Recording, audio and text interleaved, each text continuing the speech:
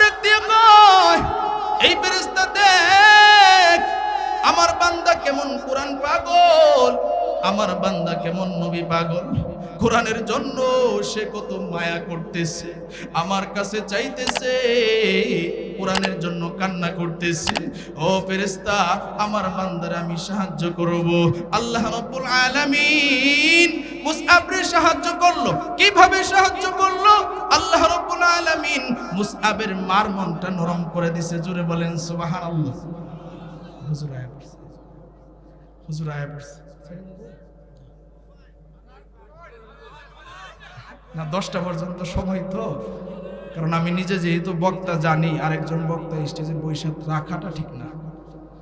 কি বলছি বুঝছেন? জন্য যেহেতু কমিটির সিদ্ধান্ত যেভাবে দেওয়া হয়েছে সেইভাবেই ভালো, কারণ একজন বক্তার টাইম আমি যদি বেশ